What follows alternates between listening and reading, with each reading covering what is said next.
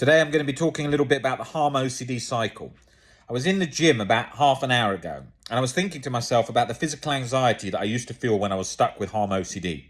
My stomach used to be in a vice like that 24/7 with acid reflux pumping away, burning my esophagus, and I was constantly locked 24/7 in the past from years and years ago. If I did this, I can't accept myself. If I did that, I've got a rottenness, a badness inside of me, and I'm never going to be able to sleep in peace or live my life and be happy in any moment again. That was complete crap. And it was basically irrational beliefs coming in from OCD and my own beliefs. It's not coming from OCD. OCD is latching to the beliefs. But the beliefs were, if I did this, it's unbearable. If I did this, I'm rotten and don't deserve to live.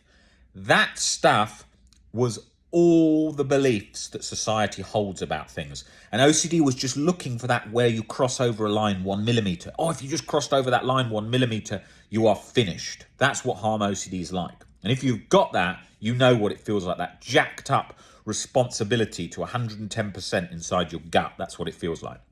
Now, today, when I'm going about things, it feels light. I feel at peace. Muscles feel relaxed. Neck feels relaxed.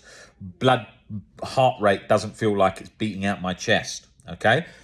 During those years stuck, when I used to go to a concert and I used to hear the bass and it was really loud, I used to feel like I was having a heart attack because of the palpitations, because I was just so in tune to the sensation of my own heartbeat, not because I was experiencing palpitations at the time, because I was so sensitized. My internal state, day to day, my anxious state was so sensitized that I would feel all of that. And any program or documentary that came close to the fear I wanted to avoid, because that was, if only that hadn't happened, if only I hadn't done that, I would be at peace. Any behavior, that wasn't OCD, that was too far. How did you do that? How do you know you didn't do that? Whilst OCD was just moving the goalposts, making me feel like I definitely did it. I did it on purpose. I didn't care. All that stuff harm OCD is going for. And when that changed was when I got to a point in my mind, do you know what? In all those circumstances that it's trying to latch into the past, I don't lose my value and I don't lose compassion for me, whatever it's saying, because it's always going to make it feel as real as it can get. It's always going to feel like it's not OCD. It would always feel real. The other stuff was OCD, just not this one, right? That's what it did. So once I started working towards unconditional self-acceptance, just like the book says by Albert Ellis, how to stubbornly refuse to make yourself miserable about anything. It doesn't say how to stubbornly refuse to make yourself miserable about anything, except if you did that, which it felt like to me 24/7. Okay, the second I opened my eyes in the morning, oh my God, that feels so lovely to feel relaxed.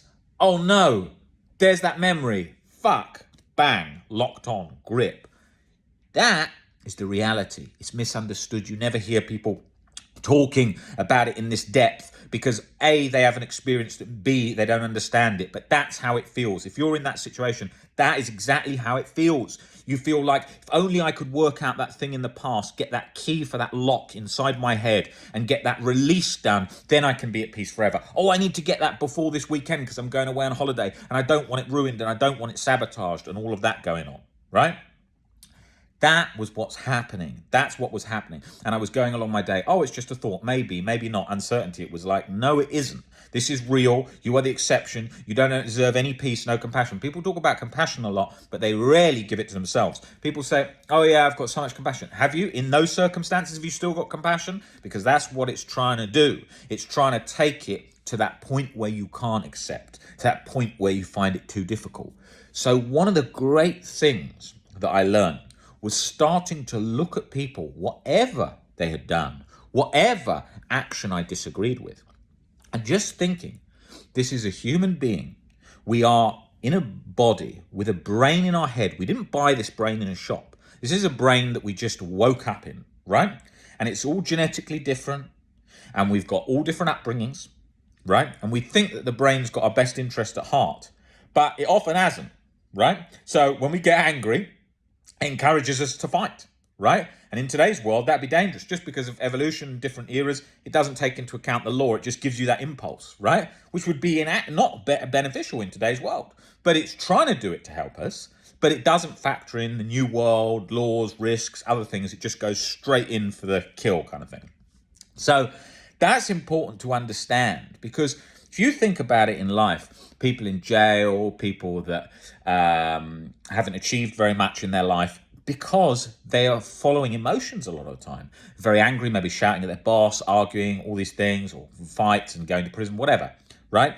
This is because they follow emotions. So we've got to become an observer of emotions, realizing the brain's going to send out all kinds of stuff. Same with thoughts, all kinds of stuff. And the only reason we hate them or reject them is because of our irrational beliefs about what society allows and what it doesn't, and da-da-da-da.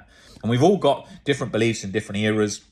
If you go back to ancient Rome and ancient Egypt, we always think we're the society who's got it all right now. We understand it. You go back to ancient Egypt, they've got all the things that we think today. Oh my God, we're doing this great thing for social justice, or this great thing for human rights today. Loads of those things in ancient Egypt they did. I'm not talking about loads of the things that they did which we now look back at are very wrong, but they had lots of different views back then.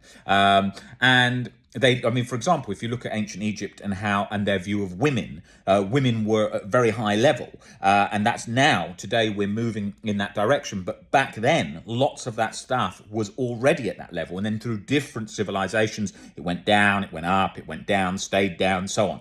So society is changing all the time, its views on things, right? Its views are changing, but we hold these irrational beliefs about us. If I did that, society hates that, I'm finished. So what's OCD trying to do every second? Oh, you did do that. Oh, you did do that terrible thing. It's trying to push it there, push it there, push it there, push it there all the time, right? And it's never going to say, oh, that just feels like it's just OCD. It doesn't want to do that. Why? Because it lets you off the hook, and then it wouldn't be much of a disorder. What kind of disorder would it be if the second you had a fear, it felt like it's OCD? You'd be like, oh, that's OCD. Oh, that's the way out of the maze. No. It has to make it feel like it's as real as it can get. You're the only one, and it's definitely not OCD. That's what it does. So I had to realize that, hey, do you know what?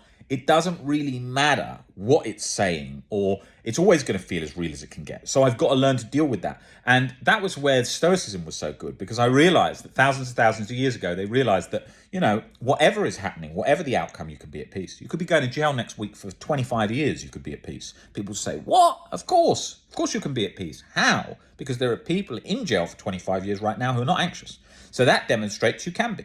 And how did they get to that point? By accepting their situation, making peace with that. Difficult first, you're naturally going to feel anxious, angry, and so on. But it's never the situation coming up. What, Rob, you're telling me what? Even if I was going to war, even if I was going to jail? Yes, there are people in war who are not anxious, that they've got used to that and they've made peace with that. What about if I was going to die, Rob, and I was terminally ill? There's people at peace with that. What, so you're telling me with any circumstance coming up in the future, someone can be at peace? Yes, it's always the external event. There are people on death row who know they're going to be killed in about 2 weeks that are at peace and not anxious. Not all. A lot will be anxious, but there are also ones that are not. And what does that show? It shows that the events is not the problem, it's our perception of the problem. So you're telling me that there is nothing ever in life that warrants chronic anxiety and guilt? Yes. That is why the book is called How to Stubbornly Refuse to Make Yourself Miserable. That is why, for thousands of years, Greek and Roman philosophy has shown and demonstrated that it's not the outside events, it's our perception. Event, perception, then we get anxious. Once you realize that, you're on the road to freedom. And that's where life really starts changing. Not sort of thoughts. Think about it like this, right? You've got a big tank in front of you and it's full of tarantulas and you're terrified of spiders. And somebody says to you, okay, I want you to put your hand in there, but don't be anxious. Okay, which one's going to work? Option 1, I'm not scared of spiders at all. They're not scary. I'm not scared. Putting your hand in. You're going to be scared as hell. You're just saying that to yourself. Option 2, it's just a thought. I'm leaving a thought there. I'm just going to observe the thought as I put my hand in that tank. Still going to be anxious. Option 3, learning to see that a spider is an animal trying to live its life, fend for its family, survive. It often gets splatted, so it's trying to survive and it has a hard life, and it just has got 8 legs, so people think it's weird, and the fear of loss of control if it walks on you, and then the fear of danger if you can be bitten, and all these things. And then the person starts looking at smaller and bigger and bigger and bigger spiders and gets comfortable with that and changes the relationship with their brain, and then puts their hand in the tank. Option 3 all day long works and is the tried and tested way to get over arachnophobia. Right.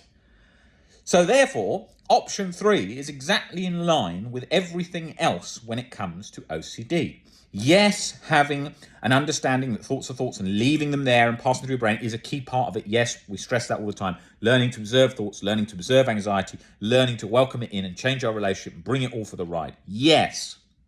Okay, I'm not thinking like when I was just going in the gym and working out, what thought am I having, what thing I'm feeling. I'm thinking that workout and bringing along anything. I'm talking about thoughts, normal thoughts, like, oh, I've got to pick this up, I've got to do that, I've got to do this, oh, this is a problem. I'm just going and doing those things, right? I'm not working it all out and breaking it down. But my brain is at peace with that and observes that. But when it comes to these things that you're so scared of, like this, and you break these down and change those things, you'll bring about an internal baseline state of peace long term. That's why I sit in this chair not anxious. That's why I sit in this chair able to speak at this rate about this topic, not being blocked up in my head. When I had bad OCD, I'd be like this. What was I going to say? My mind's gone blank. Yeah, okay. And then about this thing, let me just check my notes. I don't think I can do this. I'm feeling so fatigued. That's how it was. Because I didn't have that alertness, I didn't have that energy, I didn't have any of those components that make me do what I can do today, because I was completely fused to OCD and fears and that anxious cycle, 24/7 in my head, vice in the stomach, vice in the head, feeling checked out from the world, like I was looking through a pane of misted glass, sort of vacant, not really there. How are you doing, Robert? Yeah, I'm all right, thanks. Yeah, I'm good. What were you up to today? Yeah, I'm going to just go and do that. Like, not there. You know that if you've got a family member with OCD, that sort of not there, that checked out, glazed look, you know? And that's what it was like. And now I feel more like I'm charged into a battery. Certainly not as much as Nick. He's like charged into about 10 batteries. But that is how I feel on a day-to-day basis. And that comes from deep change in the way I see things, deep change in relation to the things that I fear.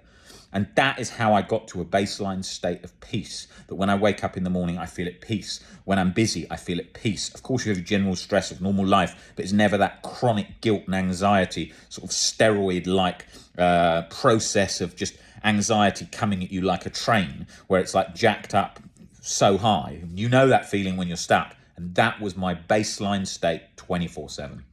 So take the steps gradually to work through recovery, and you can get to that position. We can help you do that. You've got all the content in the Facebook group, which is the OCD Recovery Group, which is one of the largest groups for OCD, with tons of free resources in there. You've got this YouTube channel with, I think, about 1,200 free videos on here. If you want to come in for one-to-one sessions with myself or any of the team, email info@ocdrecovery.com, or any of our webinars that we run weekly, and we will help you get there. You can get there. You've got a brain, a human brain. I've got a human brain. Once we learn to change our perception, the fear response chronically is no longer going through that loop like that. And that is the way you get to recovery. Changing perception, facing fears, learning to have a better understanding of OCD, and you can get back to that baseline state of internal peace.